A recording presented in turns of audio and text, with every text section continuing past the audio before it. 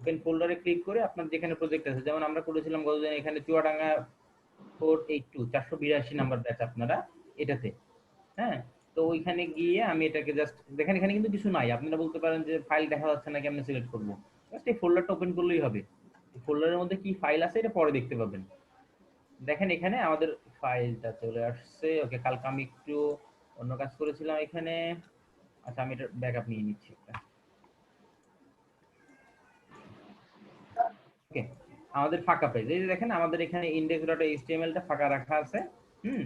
index.html এটাতে আমরা code করব। এখন আরেকটা ফাইল আছে shortcut.html, এটা আমার অন্য একটা ফাইল। জাস্ট ফোল্ডারের মধ্যে এই যে প্লাস এখানে ক্লিক করে নিউ ফাইলে ক্লিক করে আপনারা ফাইল নিতে পারবেন। গতদিনে আমরা এগুলো দেখেছি এবং আমরা অনেকগুলো ট্যাগ সম্পর্কেও জেনেছি। সুতরাং আই হোপ এখানে আর প্রবলেম নাই। এরপর লাস্টে ক্লাসের একদম শেষ মুহূর্তে আমরা একটা শর্টকাট দেখলাম, তাই না? শর্টকাটটা কি ছিল? সূচক চিহ্ন এই ট্যাব প্রেস করি, পুরো একটা কন্টেন্ট চলে আসবে, বয়লার প্লেট। হ্যাঁ, তো এখন আমরা বডির মধ্যে কন্টেন্ট লিখবো এখানে। আর এখানে টাইটেলটা আপনি চেঞ্জ করে দিতে পারেন। আমাদের আজকে ডে কত? ডে 3, তাই না? আজকে আমরা তৃতীয় দিনে, মনে রাখবেন আমাদের ডে গুলা। হ্যাঁ, জি স্যার। এই যে এই শর্টকাটটা আসছে না আমার। এরপর আমরা কি করব এখানে? আচ্ছা, ভালো কথা, আপনাদের অনেকের নাও আসতে পারে এখানে দিয়ে, হয়তো কোনো ভুলের কারণে আসছে না। এটা জাস্ট ক্লিক করে ট্যাব প্রেস করবেন। হ্যাঁ, দেখবেন আপনার এখানে যে এমএড যদি লেখা আসে তাহলে চলে আসবে এটা। এরকম ক্লিক করে যদি এরকম এমএড অ্যাব্রিভিয়েশন লেখা থাকে তাহলে চলে আসবে। ওকে, আগে একটু দেখেন, তারপর আপনারা নিজেরা ট্রাই করেন। ওকে, আগে আমার এখানে দেখবেন। আচ্ছা, তো আমি একটু এটা এক্সপ্লেইন করি। গতকালকে যেহেতু যদিও আমরা বলে দিয়েছিলাম, আমরা এখানে তারপরে দেখেন নতুন দুইটা ট্যাগ এখানে অ্যাড করা হয়েছে, তাই না? নতুন দুইটা ট্যাগ আমরা সবগুলো নিয়েই কথা বলেছিলাম। ডক্টর ফার্স্টে ডিক্লেয়ার করতে হয়, এরপর কি করতে হয়, এরপর এখানে HTML লিখতে হয়। আমরা বললাম যে এখানে ল্যাঙ্গুয়েজ দিলেও হয়, দেয়াটা ভালো, বাট না দিলেও নো প্রবলেম। এরপর কি করতে হবে, হেডের মধ্যে যে অংশগুলো থাকে সেটা কাদের জন্য থাকে? টাইটেল। হেডের সেটা ব্রাউজারের। এক্স্যাক্টলি, এটা হচ্ছে ব্রাউজারের জন্য ইনস্ট্রাকশন। আর বডির মধ্যে যেগুলো থাকে সেগুলোর কাজ কি? ব্রাউজারে শো করবে সেগুলো। ডিসপ্লেতে দেখা যাবে। আছে সেগুলো আসলে আমাদের ডিসপ্লেতে, হ্যাঁ, ব্রাউজারের ভিতরে শো করবে। ওকে, এই হলো ব্যাপার। আচ্ছা, এরপর তাহলে আমরা কই লিখবো? বডির মধ্যে এখন আমরা লিখবো, তাই না? বডির মধ্যে একটু লিখে দেখবো। তো আমরা গতদিনে যেগুলো শিখেছিলাম সেগুলো একটু জাস্ট রিক্যাপ করি, আপনাদের স্মৃতিশক্তিটা একটু জাস্ট ফিরে এনে আসার চেষ্টা করি। যে আমরা গতদিনে হেডিং গুলো সম্পর্কে জেনেছিলাম, তাই না? হেডিং 1, হেডিং 2, হেডিং 6, হেডিং 1 থেকে হেডিং 6 পর্যন্ত, তাই না? হেডিং 6 পর্যন্ত হয়। এরপর আমরা জেনেছিলাম কি সম্পর্কে? কি ট্যাগ সম্পর্কে, তাই না? Paragraph tag. প্যারাগ্রাফ যায়, হ্যাঁ। এরপর আমরা কি সম্পর্কে জেনেছিলাম? স্প্যান।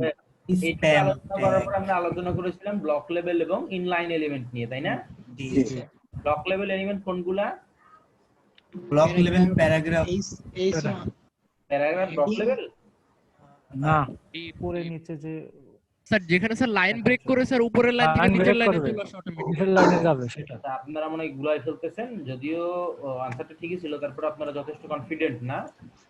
ব্যাপারটা হলো এরকম যে যেগুলা পাশাপাশি কাউকে রাখবেন, হ্যাঁ, একটা এলিমেন্ট ফেলে তার পাশে অন্য এলিমেন্টকে রাখতে দিবেন, এগুলো হচ্ছে ব্লক লেভেল এলিমেন্ট। আর যে এলিমেন্টগুলো পাশাপাশি অন্যগুলোকে রাখতে দিবে এগুলো হচ্ছে ইনলাইন এলিমেন্ট। প্যারাগ্রাফও ব্লক লেভেল এলিমেন্ট, কারণ প্যারাগ্রাফ দেখেন একটা প্যারাগ্রাফ পর একটা প্যারাগ্রাফ লিখলাম, ডান পাশে জায়গা থাকা সত্ত্বেও আমাদেরকে কি নিচে পাঠিয়ে দিল, তাই না? এই জন্য এটা ব্লক লেভেল এলিমেন্ট। এরপর আমরা জানবো হলো ইনলাইন এলিমেন্ট নিয়ে। আমরা কতদিন আলোচনা করেছি এগুলো, জাস্ট আমি মনে করাই দেওয়ার চেষ্টা করতেছি। যেমন এই যে এখানে this is a span, দেখেন স্পান এটা পরের লাইনে আসলো, কারণ কি? কারণ তার আগে হচ্ছে ব্লক লেভেল ছিল, তো ব্লক লেভেল তো তার সাথে অন্য কাউকে জায়গা দিবে না। এরপর আমরা যদি আরেকটা এলিমেন্ট নেই, দেখেন এটা কিন্তু পাশাপাশি চলে আসছে, কারণ কি? Inline element. এটা ইনলাইন এলিমেন্ট। এক্স্যাক্টলি। এই যে মাত্র দেখেন 3-4 মিনিটে আমি কভার করে ফেললাম। গতদিনে তো আমরা এগুলোই জানছি নাকি? জি। ওকে, আজকে আমরা গতদিনের যা জেনেছি তার সেটাকে আরেকটু এক্সপান্ড করব। হ্যাঁ, ওইখানে আমরা আরো নতুন কিছু অ্যাড করব। তার আগে আপনাদের সিলেবাসটা আমি একটু দেখে নিই। আপনারা সবাই কি নিজেদের সিলেবাসটা দেখেছিলেন? জি স্যার। জি স্যার দেখেছিলাম স্যার। কতদিন দেখি না স্যার। ওকে, আমরা গতদিনের লিংক সম্পর্কে বলেছিলাম, ইমেজ সম্পর্কে বলেছিলাম এর পাশাপাশি, তাই না? জি স্যার। লিংক এবং ইমেজ। ওকে, আজকে আমরা কথা বলবো লিংকে ইমেজটা নিয়ে কথা বলবো, টেবিল নিয়ে কথা বলবো, ফর্ম নিয়ে কথা বলবো। হ্যাঁ, ওকে। আর গতদিনে আমরা কিছু সিমান্টিক মার্কআপের কথা বলেছিলাম, তাই না? যে কোনটা কোথায় রাখা হয়। নয়েজ আসতেছে কার কাছে? কোনটা কোথায় থাকে এরকম আমরা একটা আলোচনা করেছিলাম, তাই না? সবার উপরে যে অংশটা যেখানে মেনু থাকে, লোগো থাকে, ওটাকে কি বলা হয়? হেডার। হেডার। এটা। আর যেখানে হেডারের মধ্যে আমরা মেনু যেখানে রাখি সেটাকে কার মধ্যে রাখতে হয়? মেইন। ন্যাভের মধ্যে। না, মেইন হচ্ছে যেখানে মূল কন্টেন্ট গুলো থাকবে, তাই না? এটা হচ্ছে মেইন। হেডারের নিচে একটা মানুষের আপনি বডি চিন্তা করতে পারেন, উপরে মাথা, তারপরে মূল বডির অংশ, তার নিচে পা, তাহলে লাস্টে কি হবে? ফুটার। ঠিক আছে। আবার মেইনের মধ্যে অ্যাসাইড, মেইনের পাশে অ্যাসাইড থাকতে পারে, ডান পাশে কোনো অংশ বা বাম পাশে কোনো অংশ থাকতে পারে। ওকে, আচ্ছা। তো এগুলো আমাদের লাগবে, বাট এখন আপাতত লাগছে না। তো এরপরে আমরা গতকালকে বললাম অ্যাঙ্কর নিয়ে কথা বললাম, তাই না? এই ট্যাগ, এই ট্যাগ। তো এই যে আমরা এই ট্যাগের মধ্যে এখানে এইচরেফ লিখেছি, এটাকে কি বলা হয় জানো? এটাকে কি বলা হয় আসলে? কি এটা? অ্যাট্রিবিউট কি? আমরা যখন ট্যাগ, শুরুর ট্যাগ, হ্যাঁ, এখানে শুরুর ট্যাগ এটা, আর শেষের ট্যাগ হচ্ছে এই পাশে। শুরুর ট্যাগে আমরা অ্যাট্রিবিউট লিখতে পারি। অ্যাট্রিবিউট গুলো কিভাবে আলাদা করা হয়? একাধিক অ্যাট্রিবিউট থাকতে পারে, তাহলে কিভাবে লেখা হয়? কেস ইউজ করে। গুড, এই তো মনে আছে আপনাদের অনেক কিছু। আমরা এখানে এই স্টেপ অ্যাট্রিবিউট ইউজ করি। যদি আমরা ইমেজ লিখি তাহলে কোন অ্যাট্রিবিউট ইউজ করতে হয় বলুন তো? IMG SRC. Source, SRC. হ্যাঁ, আর ইমেজটাকে শেষ করতে হয়, ইমেজ ট্যাগটা ইমেজ ট্যাগ শেষ করার পরে আমরা এই দুইটা থেকে শুরু করব। হ্যাঁ, ফার্স্ট একটা লিংক অ্যাড করি। এইচএফ এর মধ্যে কি লিখতে হয় বলুন তো? HTTP। মানে আমি যে লিংকটা দিব আপনি অ্যাড করবেন, এটা হইতে পারে কিন্তু অন্য একটা পেজও হইতে পারে। হ্যাঁ, ধরেন আমি এখানে আরেকটা পেজ নিয়েছি, shortcut.html। আমি চাইলে কিন্তু এখানে জাস্ট লিখে দিতে পারি short shortcut.html, এবং এখানে লিখে দিতে পারি জাস্ট এর নাম। এই যে ভিতরে যেটা আমরা লিখবো এটা হচ্ছে নাম। হ্যাঁ, শর্টকাট, শর্টকাট, এটা হচ্ছে নাম দিলাম। এটা যদি অল্টার লিখি তখন কোথায় অল্টার? মানে এই শর্টকাটের পরে এখানে লিখলে লেখা যাবে অল্টার। নামটার বসে এখানে অল্টার লিখবো কেন? বুঝিনি আপনার কথা। স্যার আবার পরে জিজ্ঞেস করবেন। আচ্ছা, ঠিক আছে। দেখেন, এ ট্যাগের মধ্যে আমরা একটা অ্যাট্রিবিউট লিখলাম, এটা হচ্ছে এইচরেফ। এইচরেফ দ্বারা বোঝায় যে অ্যাঙ্করটা আসলে কোথায় গিয়ে ল্যান্ড করবে। অ্যাঙ্কর শব্দের অর্থ কি? যে অ্যাঙ্করিং মানে যে রাতের অ্যাঙ্কর বলে, ওইটাই বোঝাচ্ছে। অ্যাঙ্কর মানে নোঙর। নোঙর। আচ্ছা, দেখেন এখন আমরা যদি এখানে ক্লিক করি, এই যে shortcut.html, এই পেজটা লোড হয়ে গেল। হ্যাঁ, এটা কিন্তু আরেকটা পেজ। এটাই যে এখানে আমার সেভ করা আছে, যার কারণে ওই পেজটা আমরা লোড করলাম। আমরা আবার ফেরত যাই আগের পেজটাতে। এখন এইখানে যদি আমরা অন্য একটা লিংক দিই, গতকালকে যেটা দেখলাম আমরা, এখানে যদি আমরা লিখি যে youtube.com, খেয়াল করেন, youtube.com যদি লিখি, আমি একটু ফোন দিচ্ছি, http দিবেন না? এটা না দিলে হবে।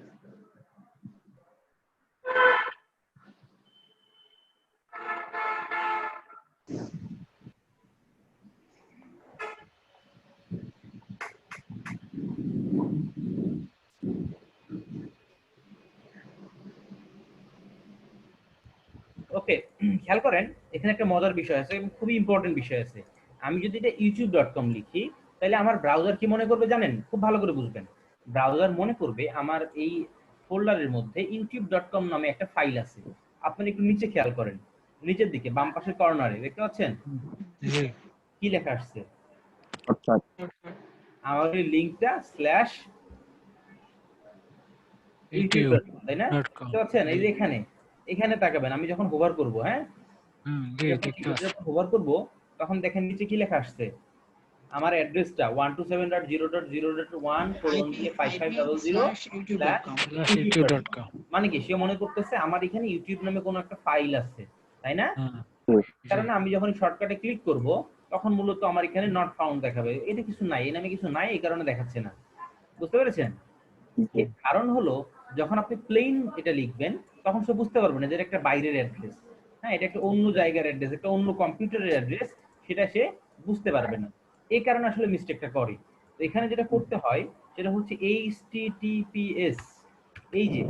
এই যে আমাদের HTTPS লিখে কোলন দিয়ে ডাবল স্ল্যাশ, হ্যাঁ, এইটা দিতে হয়। এইটা মূলত হচ্ছে মানে আপনার কি বলে এটাকে, ওয়েল আমি নামটা ভুলে গেলাম। এটা হচ্ছে মূলত যে এটা একটা রিমোট অ্যাড্রেস, এইচটিটিপি মানে এর সাহায্যে যাইতে হবে, তখন সে বুঝতে পারে। এবার আমি যখন এটা সেভ করলাম তখন আমি যদি হোভার করি দেখেন তো কি লেখা আসছে এবার, youtube.com। youtube.com। কোলন দিয়ে ডাবল স্ল্যাশ youtube.com, এবং এবার যদি আমি ক্লিক করি তাহলে কিন্তু youtube.com এ লোড হবে। বুঝতে পেরেছেন?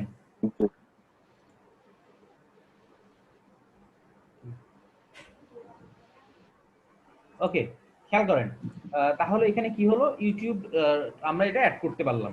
এখন এই আমি বলেছি যে প্রত্যেকটা ট্যাগে মাল্টিপল অ্যাট্রিবিউট অ্যাড করা যায়, মানে এখানে একটা অ্যাট্রিবিউট আছে, আমি চাইলে আরো অ্যাট্রিবিউট অ্যাড করতে পারবো। তো এরকমই একটা ছোট্ট অ্যাট্রিবিউট এখন এখানে অ্যাড করব, সেটা হলো টার্গেট। হ্যাঁ, এরকম কিন্তু অনেক অ্যাট্রিবিউট আছে, আমরা আস্তে আস্তে জানবো।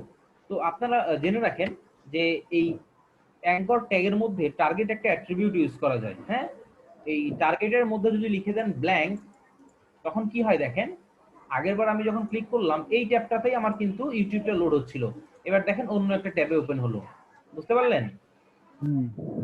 তাহলে আমরা এটা কিসের দ্বারা করলাম, টার্গেটের সাহায্যে। হ্যাঁ, টার্গেট অ্যাট্রিবিউটের সাহায্যে। তাহলে মনে রাখতে হবে অ্যাঙ্কর ট্যাগের মধ্যে আমরা এইচরেফ দিয়ে বুঝাই কোথায় যাবে, এরপর টার্গেট এই অ্যাট্রিবিউটের সাহায্যে আমরা বুঝাই যে এটা নতুন একটা ট্যাবে ওপেন হবে কিনা। আমরা যদি এখানে টার্গেটটা কি সেট করি, ব্ল্যাঙ্ক সেট করি, তাহলে কিন্তু এটা কই যাবে, একটা নতুন একটা হ্যাঁ। আর আপনি যদি এর উপর হোভার করেন দেখবেন এখানে আরো বেশ কিছু সাজেশন আসছে। সেলফ ইউজ করা যেতে পারে। সেলফ মানে সেলফ হচ্ছে ডিফল্ট, হ্যাঁ, যে আমার এখানেই লোড হবে। ব্ল্যাঙ্ক মানে নতুন নতুন ট্যাবে ওপেন হবে। প্যারেন্টে ওপেন হবে। তো আমাদের এখন এরকম কিছু লাগতেছে না আপাতত, আমরা এখন এখানে ব্ল্যাঙ্ক ইউজ করব। হ্যাঁ, যদি আমরা নতুন ট্যাবে ওপেন করতে চাই। ওকে, পারবো না আমরা সবাই এটা করতে? তাহলে আমরা এখানে HTTP বা HTTPS কেন ইউজ করব বুঝতে পারলেন? জি না করলে কি প্রবলেম হবে সেটা বুঝতে পেরেছেন? জি। ওকে, গ্রেট। তাহলে এখন আপনারা এটা প্র্যাকটিস করবেন। যে কোডটা লিখলাম এই কোডটা নিজেরা লেখার চেষ্টা করেন, যে আমরা তিনটা লিংক তৈরি করব। আমি কাজটা বুঝাই দিই, তারপরে করেন। একটা হবে ফেসবুকে, একটা হবে ফেসবুকে যাবে, একটা যাবে ইউটিউবে, আর একটা যাবে জিমেইলে। ওকে, তিনটা ট্যাগ, এবং তিনটা উপরে নিচে লিখবেন, বা পাশাপাশি হলে সমস্যা নাই, লিখে ফেলেন। তিনটা ট্যাগ লিখে ফেলেন। ওকে, পারবেন না? এটা কি নিউ নিউ ট্যাবে ওপেন হবে, এটা করতে হবে? জি, প্রত্যেকটাই নিউ ট্যাবে ওপেন হবে। তো ইমেজটা বোঝাটার যখন বুঝতে দেব আমরা, পাথের বিষয়টা বুঝতে হবে। লোকাল পাথ বা রিমোট পাথের বিষয়টা বোঝা খুবই জরুরি। হ্যাঁ, খুবই গুরুত্বপূর্ণ। কেন গুরুত্বপূর্ণ? মনে করেন আমি এখানে একটা ফাইল বের করি,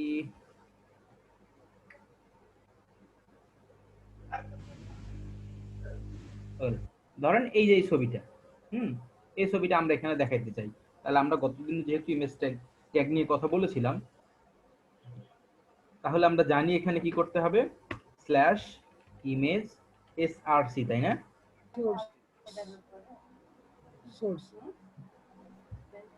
src এর মধ্যে এখানে লিখতে হবে আমাকে সোর্সটা কোথায় আছে। তো আমি যেহেতু এখান থেকে কপি করে নিয়ে আসলাম, এখান থেকে দেখতে পাচ্ছেন যে লিংকটা আমি কপি করে নিয়ে এসেছি, আমি এখানে এসে কিন্তু পেস্ট করে দিতে পারি। হ্যাঁ, পেস্ট করে দিলে এই ইমেজটা আমার এখানে শো করবে। তো এটা হলো রিমোট লিংক। দেখেন এই যে আমার ইমেজটা চলে আসছে এখানে, তাই না? জি দেখতে পাচ্ছেন জি ইমেজটা চলে আসছে। তাহলে আমাকে কি করতে হবে, ইমেজ লিখে সোর্স। এখন আমরা যদি মনে করি যে এটা তো অনলাইনে একটা সাইট আছে, দেখেন এই যে nawan.city/west02png। এখন এই যে লিংক এখান থেকে আমরা দেখাচ্ছি, কিন্তু আমরা যদি চাই যে আমাদের এই ফোল্ডারের মধ্যে থেকে দেখাবো, তাহলে কিভাবে দেখাবো? ব্যাপারটা কিন্তু খুবই ইম্পর্টেন্ট, ভালো করে মনোযোগ দিয়ে বুঝবেন। হ্যাঁ, দেখেন আমাদের যে ফোল্ডারে আমরা কাজ করতেছি, অলওয়েজ অলওয়েজ এই ফোল্ডারে অথবা এই ফোল্ডারের মধ্যে কোনো ফোল্ডারে আপনি ফাইল রাখবেন। মনে থাকবে? ওকে, তাহলে চলেন আমরা এই ফাইলটাকে সেভ করি। ইমেজটাকে সেভ করে কোথায় রাখবো তাহলে আমরা? আমরা কাজ করতেছি LEDP যেখানে কাজ 488 এর মধ্যে। হ্যাঁ, ধরেন এটা আমাদের হচ্ছে যে man.png নামে সেভ করলাম আমি। ওকে, তাহলে আমরা যদি এখানে আসি এখন ডে 3 তে, আমরা এখানে দেখতে পাবো, দেখেন এই যে man.png চলে আসছে এর মধ্যে। আপনাদের যদি অলরেডি কোনো ডাউনলোড করা ছবি থাকে তাহলে তার লাগতেছে না, তাহলে কিন্তু আপনি জাস্ট ওই ফাইলটা বের করতে পারবেন। অর্থাৎ যে কোনো জায়গা থেকে একটা ফাইল আপনি কপি করবেন, যে কোনো জায়গা থেকে। হ্যাঁ, একটা ছবি আপনি কপি করলেন, এখান থেকে কপি করলাম, ওরে আমাদের যে ফোল্ডারটা আছে চুয়াডাঙ্গা 482 এটার মধ্যে রাখলাম আমি। আর ফাইলের রিনেমের ক্ষেত্রে ফাইলটা অবশ্যই রিনেম করে নেবেন, নাম দিয়ে কোনো স্পেস ছাড়া। হ্যাঁ, কোনো স্পেস ছাড়া। যেমন আমি এখানে profile.jpg লিখলাম, আর একটা হলো man.png, দুইটা ফাইল দিচ্ছি এখানে। দেখেন দুইটা ফাইল এখানে শো করতেছে। তো এখন আমি কিভাবে আমরা এবার লোকাল পাথ থেকে ছবিগুলো শো করব। আমরা যদি আমাদের ব্রাউজারে যাই, দেখবো এখানে কোনো ছবি নাই, কারণ আমরা কোনো পাথ এখানে দেই নাই, তাই না? ওকে, সবচেয়ে গুরুত্বপূর্ণ হচ্ছে যে আপনি যখন এই পাথ থেকেই শো করতেছেন, আপনার এই ফোল্ডারের মধ্যে আছে কিংবা তার ভেতরে অন্য কোনো ফোল্ডারের মধ্যে রেখে দিয়েছেন, তখন আপনি জাস্ট এখানে এই ফাইলটার নাম লিখলেই হবে যখন আপনি এর মধ্যে থেকে শো করবেন। তবে গুড প্র্যাকটিস হলো ডট স্ল্যাশ দেওয়া। প্রথমে কি দিবেন? Dot slash. হ্যাঁ, কোটেশনের মধ্যে ডট স্ল্যাশ দিয়ে যদি আপনার এখানে সরাসরি থাকে ফাইলটা, মানে আমার ইন্ডেক্স যেখানে আছে, আমি ইন্ডেক্স ফাইলের মধ্যে আছি, যদি আমার ইন্ডেক্স ফাইলের সঙ্গে কোনো ফাইল থাকে তাহলে আমি সেই ফাইলটার নাম লিখলেই হবে। আমি যদি এখানে লিখে দিই man.png, png থাকলে png, man.png লিখে দিলাম। হ্যাঁ, এবার যদি আমি এটাকে সেভ করি, দেখবেন এখানে man.png চলে আসছে। এবার কিন্তু কই থেকে আসলো বলেন তো? ফোল্ডারের ভিতর থেকে, লোকাল পাথ থেকে। যদি এখন এরকম হয় যে এটা আপনার অন্য একটা ফোল্ডারের মধ্যে আছে, তাহলে ডট স্ল্যাশ দিয়ে ওই ফোল্ডারের নাম লিখবেন। ধরেন আমার এটা ফোল্ডার নেম, মানে নাম মনে করেন ফোল্ডার নেম, তো ফোল্ডার নেমের মধ্যে থাকবে, তখন তাহলে এইভাবে লিখে দিতে হবে, স্ল্যাশ দিয়ে লিখতে হবে। যেহেতু আমার ফোল্ডার নেম নামে কোনো ফোল্ডার নাই, সুতরাং দেখেন এখানে কিন্তু লোড হবে না, লোড দেখাচ্ছে একটা। চলেন একটা ফোল্ডার তৈরি করি আমরা। তো আমরা জানি এখানে ফাইলে ক্লিক করলে ফাইল তৈরি হয়, আমরা যদি ফোল্ডারে ক্লিক করি ফোল্ডার তৈরি হবে। ধরেন আমরা এখানে ফোল্ডারের নাম দিলাম অ্যাসেটস, অ্যাসেটস মানে সম্পদ। এখন আমি এই অ্যাসেটস এর মধ্যে এই man.png টাকে আমি দিয়ে দিলাম। হ্যাঁ, man.png টাকে মুভ করলাম, খেয়াল করেন অ্যাসেটস এর মধ্যে চলে গেছে। তাহলে আমি যদি এখন এই অ্যাসেটস এর মধ্যে যেতে চাই, কি করতে হবে আমাকে? ডট স্ল্যাশ দিতে হবে, ফোল্ডারের নামে ফোল্ডারের নাম assets। অ্যাসেটস। আবার বলতেছি, সবসময় ফোল্ডারটা বের করবেন এবং ফোল্ডারের মধ্যে রাখবেন, অন্য কোথাও থেকে লোড করবেন না। ওকে ওকে, অ্যাসেটস পড়ার লেখার পরে স্ল্যাশ দিয়ে লিখবো আমরা man.png, বুঝতে পেরেছেন? তাহলে দেখেন এখানে এটা লোড। ছবিতে রিনেমটা ওটা দেওয়াই লাগবে। হ্যাঁ, রিনেম করে নেবেন, কারণ হচ্ছে যদি স্পেস থাকে তাহলে এটা আপনার সমস্যা হবে। হ্যাঁ, এখন আমি যদি আরেকটা ইমেজ লোড করতে চাই, এখানে img, এবার আমি মনে করেন এটা লোড করব, অলরেডি একটা পরে দেখাচ্ছি আমি। এবার ধরেন আমি যে প্রোফাইলটাকে লোড করব, তাহলে কি লিখবো বলেন তো এখানে? আমি প্রোফাইল ডট ডট স্ল্যাশ দিব,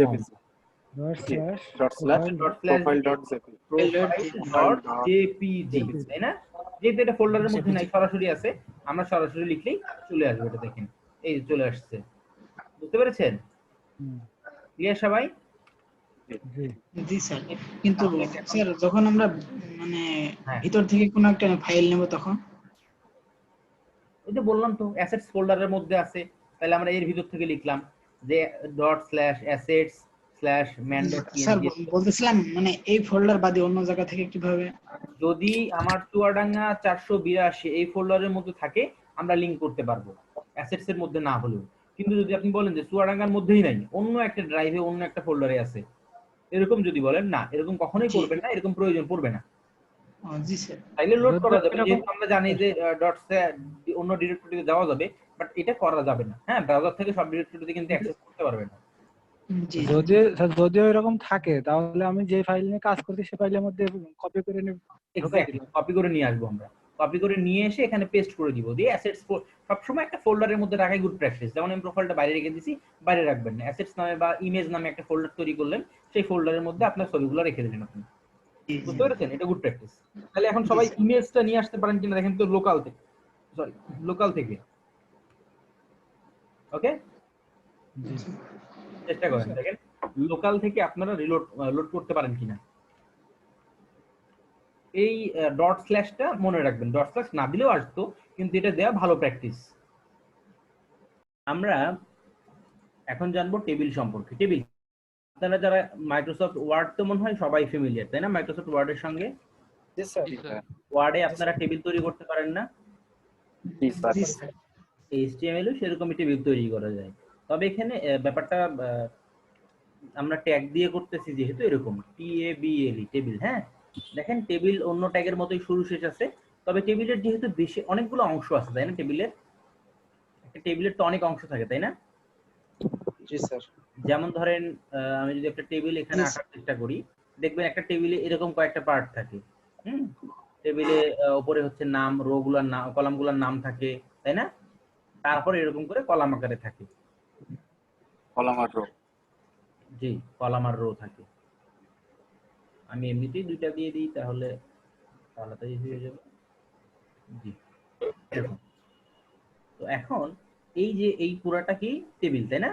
টেবিলের মধ্যে এটা হচ্ছে টেবিলের হেড, মানে উপরে যে অংশটা থাকে যেখানে কলামগুলো লেখা থাকে, নাম, প্রত্যেকটা কলামের নাম লেখা থাকে, এইগুলো হচ্ছে টেবিলের হেড। মনে থাকবে কি এগুলা? জি স্যার। টেবিলের হেড। হ্যাঁ, এরপরে এই বাকি অংশটা হচ্ছে টেবিলের বডি। হ্যাঁ, অনেক সময় ফুটারও থাকে, তবে ফুটার খুব বেশি থাকে না। টেবিল ফুটারও অনেক সময় ইউজ করা হয়। এই হেড, বডি, এই বডির মধ্যে আবার এই প্রত্যেকটা অংশ এগুলো একটা করে রো বলা হয়। বুঝতে পেরেছেন? টেবিল রো, প্রত্যেকটা একটা কি রো। Table row. আর এই প্রত্যেকটা সেলকে বলা হয় কলাম। কলাম। ঠিক আছে, কিন্তু টেবিলের মধ্যে ধরেন এই যে সবগুলো দাগ টানা, হ্যাঁ, এগুলো হচ্ছে প্রত্যেকটা একটা সেল। বুঝতে পেরেছেন? এই প্রত্যেকটা একটা সেল না, এটা একটা সেল, এটা একটা সেল, এটা একটা সেল, এটা একটা সেল, এগুলো একটা সেল। তাহলে আমি যদি একটু জিনিসটা সুন্দর করে আবার একটু ক্লিয়ার করে বলার চেষ্টা করি, ব্যাপারটা অনেকটা এরকম। টেবিলের হেড থাকে, টেবিলের বডি থাকে, তাই না? হেড এবং বডি, এটাকে বলা হয় টেবিল হেড, এটাকে বলা হয় টেবিল বডি। টেবিল বডির মধ্যে অনেকগুলো কি থাকে? রো থাকে। এবং এই পুরো টেবিল জুড়ে অসংখ্য সেল থাকে, তাই না? অসংখ্য সেল থাকে। ওকে, তো এইটা নিয়ে এখন আমরা টেবিল তৈরি করব। তাহলে সেম ইমপ্লিমেন্টেশন আমরা যদি এখানে করি, দেখেন প্রথমে টেবিলের মধ্যে আমি বলেছি টেবিল হেড থাকে। তো টেবিল হেডটাকে লেখা হয় এভাবে, T head, T for table, head, table head. বুঝতে পেরেছেন? আর একটা কি থাকবে বললাম, বলেন তো? বডি। কি বডি? Body টেবিল আছে। বডি, তাই না? Table body. T body. Table body. তাহলে এটা লিখতে হবে টি বডি। বুঝতে পেরেছেন? আমরা লিখে ফেলি টি বডি। ওকে, এই তো গেল টেবিল হেড আর টেবিল বডি। এবার আমরা টেবিল হেডের মধ্যে কি থাকে? কলাম। বডির মধ্যে কি থাকে? না, রো থাকে আগে। রো। আগে থাকবে রো, রো এর মধ্যে টেবিলের সেলগুলো, তাই না? জি জি। আমার কথা কি বুঝতে পারছেন আপনারা? জি ভাই। জি স্যার। জি স্যার। কথা কাটা কাটা আসছে। কাটা কাটা আসছে? সবাই শুনতে পাচ্ছেন কাটা কাটা, না আপনি খালি? জি না স্যার, ক্লিয়ার। না, এবার ঠিক আছে ভাই। ওকে, খেয়াল করেন। তাহলে আমরা টেবিল হেডের মধ্যে থাকবে টেবিল রো। হ্যাঁ, টেবিল রো। এই টেবিল রো এর মধ্যে আবার থাকবে হচ্ছে টেবিল হেড। না, ডাটা, টেবিল টিডি। হ্যাঁ, এরকম টিডি এখন মাল্টিপল থাকতে পারে। তাহলে দেখেন আমি কি আঁকালাম, ডান পাশে আঁকাই এবং বাম পাশে লিখি, তাহলে আর একটু ক্লিয়ার হবে ব্যাপারটা। ফার্স্ট অফ অল, এটা টেবিলের হেড, এটা টেবিলের বডি, তাই না? দেখেন এই যে এটা হলো টেবিলের হেড, এটা টেবিলের বডি। হ্যাঁ, টেবিল হেড আর বডি। এই টেবিল হেডের মধ্যে টেবিল রো।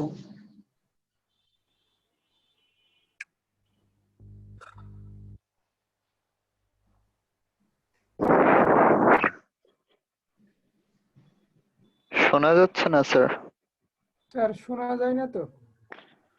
ভাই আপনি মিউটে চলে গেছেন। শোনা যাচ্ছে না স্যার। ফোন এসছে।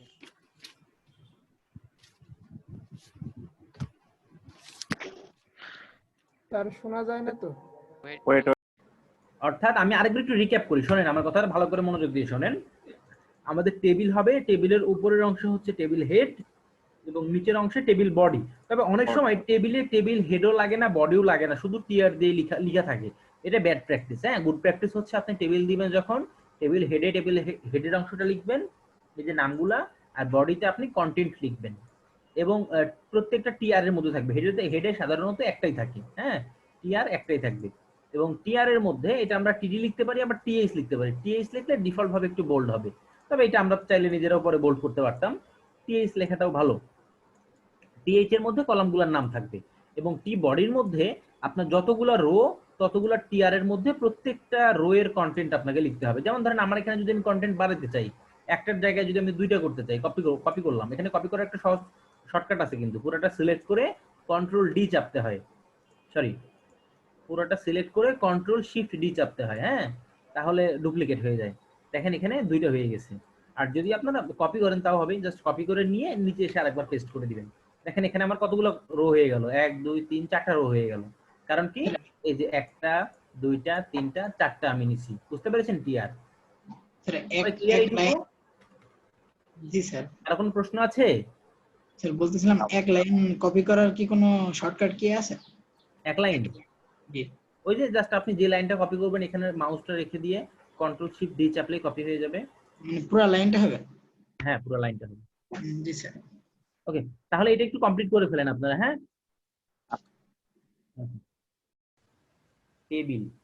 টেবিলের মধ্যে দুইটা অংশ আমি বলেছি, একটা হচ্ছে টি হেড আর একটা টি বডি।